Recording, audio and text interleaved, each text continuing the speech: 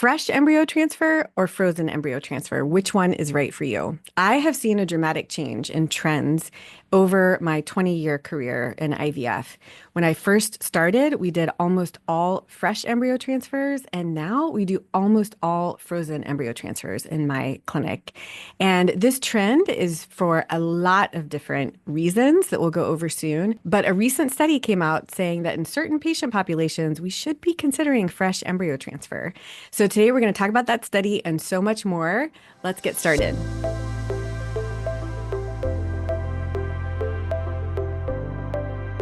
I'm Dr. Laura Shaheen. I'm a double board certified OBGYN and reproductive endocrinologist, helping people with IVF for 20 years, and I absolutely love educating. If this is the first time you found this channel, welcome. I'm so glad you're here. Subscribe so you get my weekly videos all about reproductive health.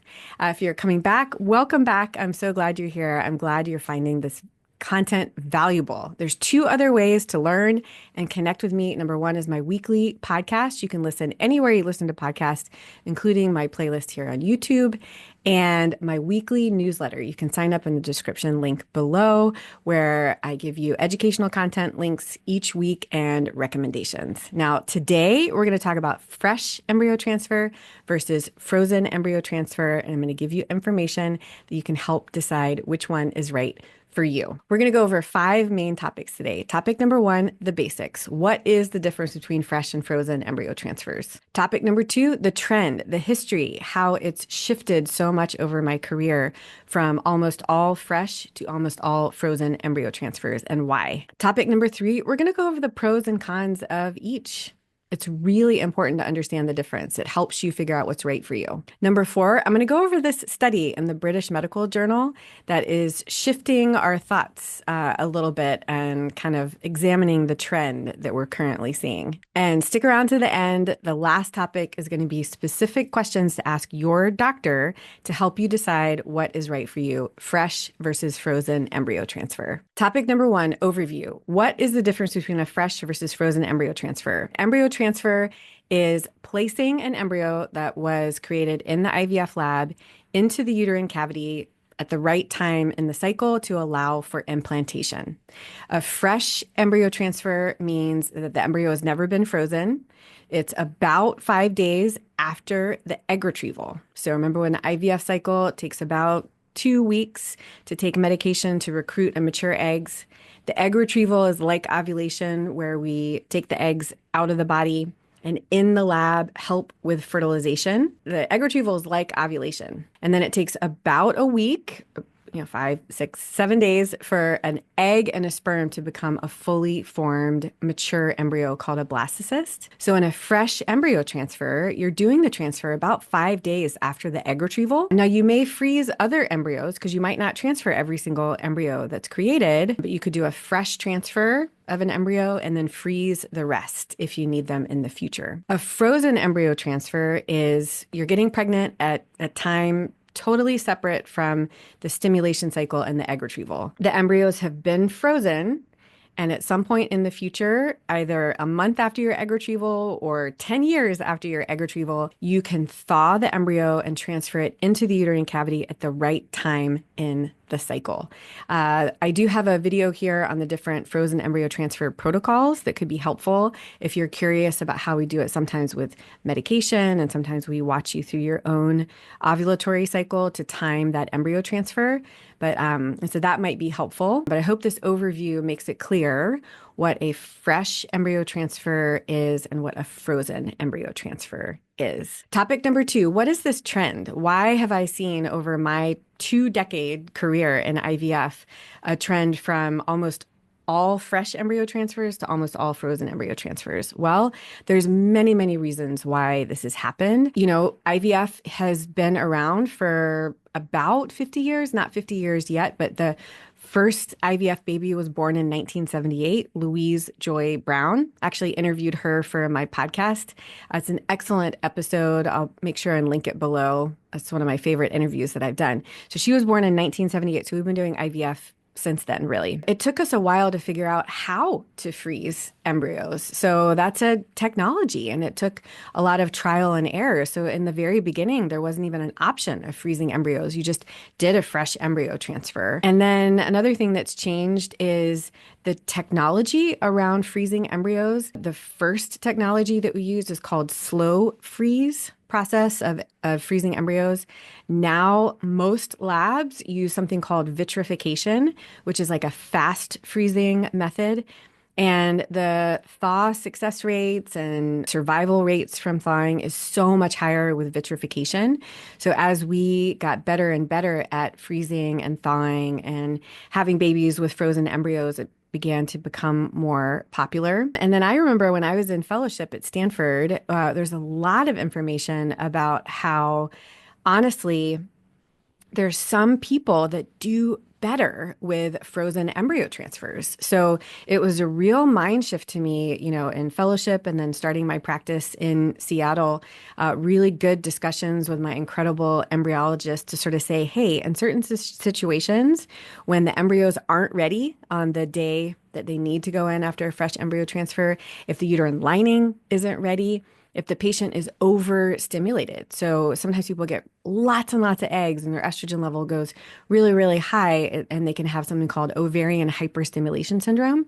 In those situations, it's honestly better and even a higher success rate if you don't do an embryo transfer 5 days after the egg retrieval, but you freeze all the embryos, let that person recover from the stimulation cycle and get pregnant in a future cycle where they're less stimulated, their ovaries are recovered, and quite honestly, they're feeling a lot better. The other trend in why there's more frozen embryo transfers now than ever before is more people are doing genetic screening on their embryos than ever before. So this PGTA or PGTM, pre-implantation genetic testing for aneuploidy, or pre-implantation genetic testing for mutations that can lead to genetic disease.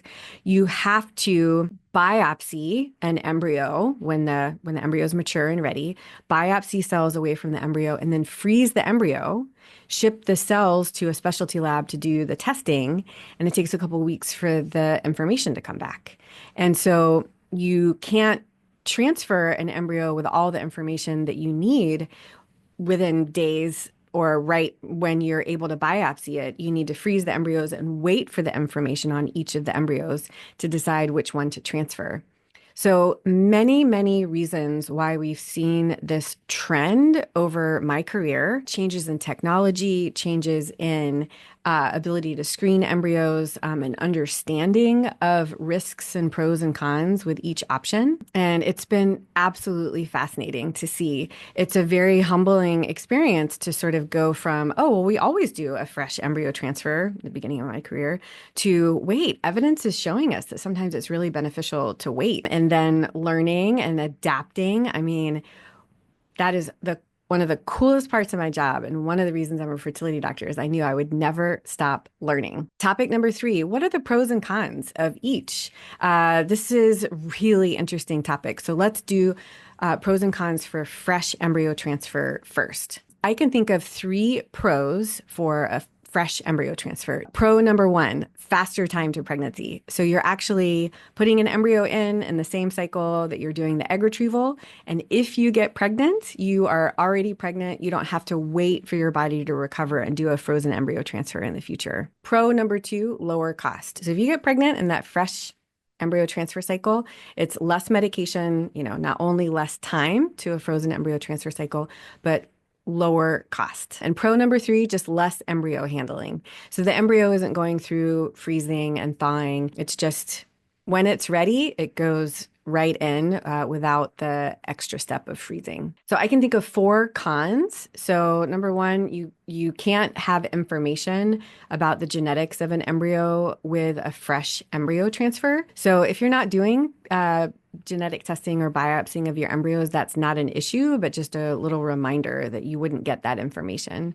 So for example, if the whole reason that they're doing IVF is because they have recurrent miscarriage from pregnancies that have chromosome abnormalities. The whole reason they're doing IVF is to test the embryos for chromosome balance to decrease the risk of miscarriage.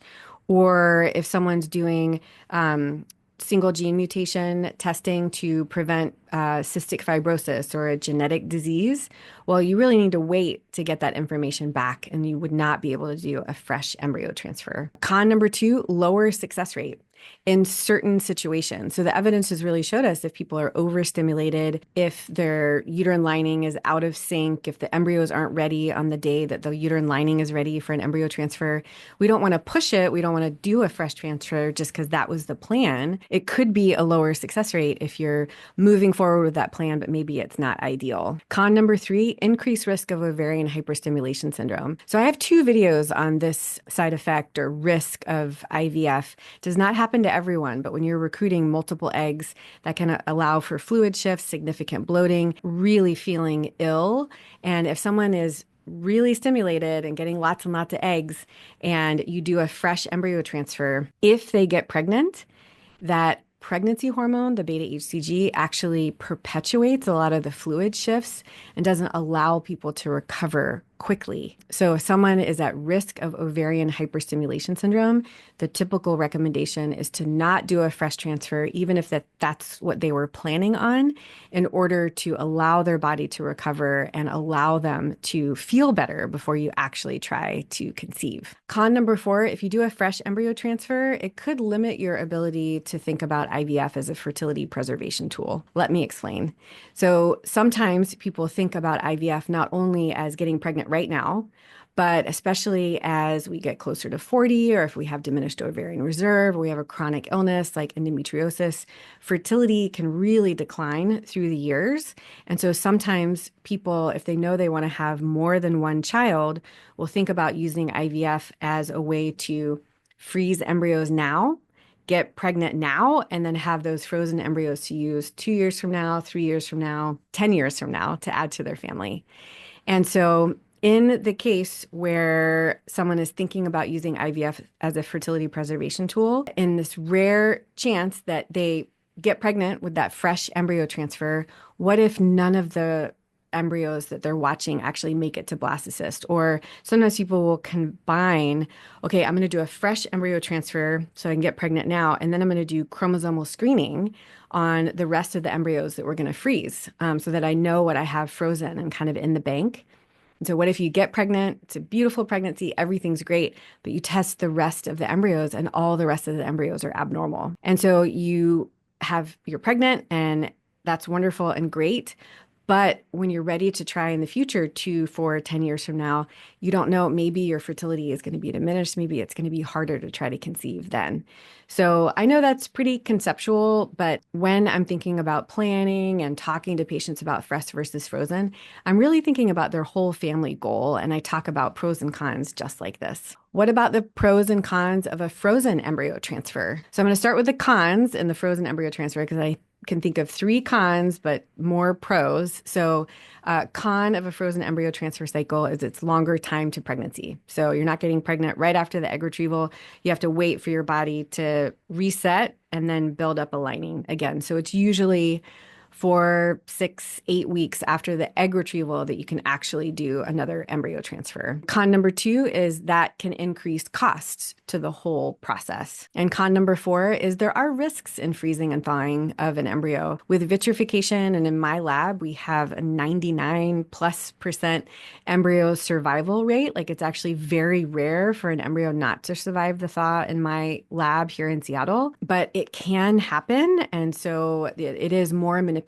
to the embryo to freeze and thaw it. Now, I can think of a lot more pros of the frozen embryo transfer option. So I can think of 5 pros or positive things about doing a frozen embryo transfer cycle. Number 1, you're separating stimulation and egg retrieval from actually embryo transfer and getting pregnant. So this separation allows for recovery, and you kind of have that break between focusing on egg retrieval and that recovery from getting pregnant. Pro number 2 kind of goes along with that. If you're at risk of ovarian hyperstimulation syndrome, you are fully recovering from that and your stimulation cycle before you do a frozen embryo transfer. So that's a pro. There's a decreased risk of ovarian hyperstimulation, or you can recover faster if you don't do a fresh transfer, but you do a frozen embryo transfer. Number 3, reminder, if you're doing any genetic testing on your embryos, you have to freeze them. So that's a requirement. Number 4, higher success rates in some circumstances, not all, but in some. And then number 5 kind of touches on what we were talking about earlier. You really know what you have frozen, or you actually are trying to get pregnant. So in that rare case where you go through an egg retrieval and maybe you do genetic screening on the embryos and maybe you want 2 kids, but you only have 1 normal embryo from that first egg retrieval. Well, you can decide, working with your doctor, okay, I've got 1, that's great. Do you want to transfer that now and try to get pregnant? Or do you want to do another egg retrieval and try to create more embryos to bank them in case your future fertility is significantly diminished? You'd be very thankful that you have embryos frozen waiting for you. So big discussion, but these are the pros and cons. So topic number 4, let's talk about that recent study that kind of made a little bit of a stir in the community and inspired me to actually do this content. So this is a study from the British Medical Journal, came out in January 2025, and it was looking at a group of patients and dividing them into fresh embryo transfer versus frozen embryo transfer. The inclusion criteria were patients that were obviously doing IVF, and they were considered to have diminished ovarian reserve. One of the criteria for diminished ovarian reserves was less than 9 eggs at the egg retrieval. I mean, that's actually a pretty good number, I think, but that is where the cutoff was for this particular study. 838 women were included. Patients were randomized either to do a fresh embryo transfer or a frozen embryo transfer, and they were not doing genetic screening on their embryos. The outcome that was measured was live birth rate. So that's really important. And this was an intention to treat analysis. And again, these patients were randomized. So a randomized control trial, intention to treat analysis, and outcome of live birth. Like, this is a really interesting study. What's really interesting is that the patients who had a frozen embryo transfer actually had a lower live birth rate compared to the patients that had a fresh embryo transfer. Fresh embryo transfer live birth rate was 40%, and frozen embryo transfer live birth rate was 32%. Relative risk was 0.79, and this was statistically significant with a p-value less than 0.009. The authors conclude in this particular study and group of patients that they looked at that they decided had poor prognosis, that a fresh embryo transfer was actually better than a frozen embryo transfer. So this study is interesting. You know, it is a good study. It's a randomized controlled trial. The outcome is live birth. They used intention to treat. This is good statistical analysis. And the authors are basically saying, hey, in certain circumstances, consider a fresh embryo transfer. I don't think this should dramatically change the trend that we've seen in the IVF field. This is just one study with less than 1,000 patients, but it's a really good opportunity to just reflect and kind of think through exactly what we're doing. Because sometimes you can just sort of get into the habit of like, oh, everyone should do chromosomal screening on their embryos. And if so, then that requires a frozen embryo transfer cycle. One particular type of patient in my practice that I'm sometimes talking to about a fresh transfer are patients with significant diminished ovarian reserve. You know, just because they could do chromosomal screening on their embryos, if their goal is to have 1 baby, like they're not trying to bank embryos in order to, you know, build a family of 2 or more kids. Their goal is to have 1 baby. They have diminished ovarian reserve, and we really estimate only getting 1 or 2 embryos total. Sometimes we'll just do a fresh embryo transfer. It's a thought. So it's something to think about. I don't want this one study to dramatically change, you know, your plans or what's trending in the field, because there are a lot of pros to doing frozen embryo transfers. But I just love that this study allowed us to kind of rethink a little bit about the trend and realize that it's always the patient in front of us and their goals and their clinical situation that we should really think about what the right choice is for them, fresh versus frozen embryo transfer. So I'm going to leave you with some questions to ask your doctor. I'm glad you stuck around for this because I think this can be helpful. 3 questions. Number 1, What do you recommend for me, fresh versus frozen embryo transfer? Tell them to tell you the pros and cons in your particular situation and what they recommend. Question number 2, does freezing impact my success rate? What is the thaw success rate in that lab?